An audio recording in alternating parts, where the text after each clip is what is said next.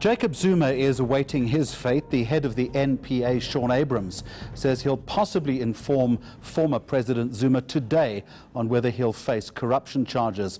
So let me try and give you a sense of the mood in Zuma's hometown of Nkandla.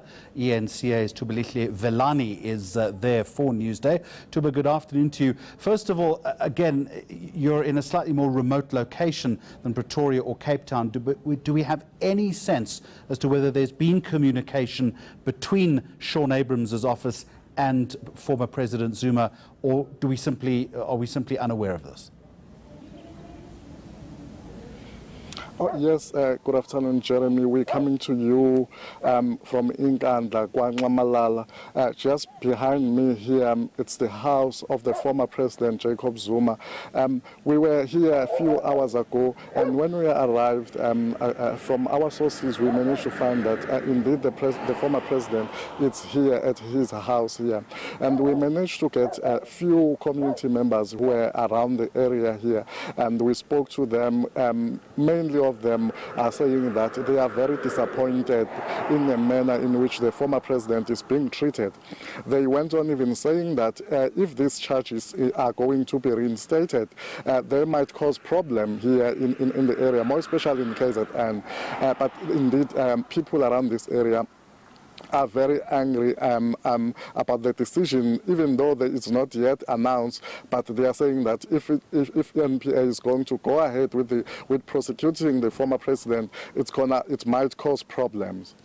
We know that the announcement will either be made sometime today, but the general sense now, the conventional wisdom is more likely late tomorrow morning or Friday afternoon. But Thubelihle, when the community residents, and I understand it's a small sliver or sample that you've spoken to, say that they might cause problems, do they give any further indication of what response they might effect? Although they were not the first gentleman that we spoke to when we arrived here is a senior member of the ANC. Although we spoke to him at his individual capacity as a committee member of Nkandla, he did say that within the structures of the ANC, they are discussing this issue, and even saying that even when the decision to recall the former president was taken, all branches from Musadlala region, which is the region where the former president comes from, they were all not happy with that decision. And they even expressed that during the consultative meeting where the NEC official visited the region to get the views from the region. So they didn't give us a clear indication of what might happen, but they did say that.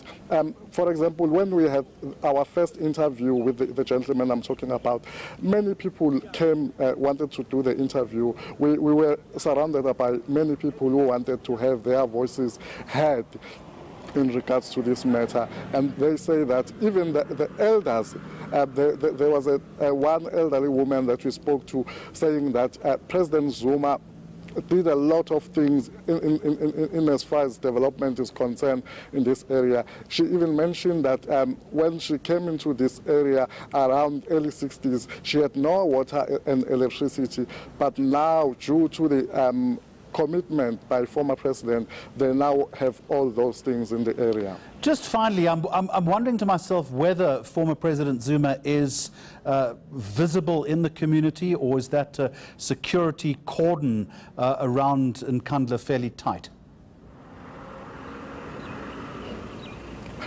As I'm speaking to you now, Jeremy, we're standing few meters away from President Zuma's house. But as I'm speaking to you now, we're surrounded by security, President's security, which I think is an SAPS members. They are just standing next to us here. We're still waiting to hear what are they going to say. So, from what we heard from the community members is that when President Zuma was recalled, he had a moment where he was visited by the regional leadership of Musadlala, and then even for, the community around the area, they are able to visit him if they need to and if they know that he's around.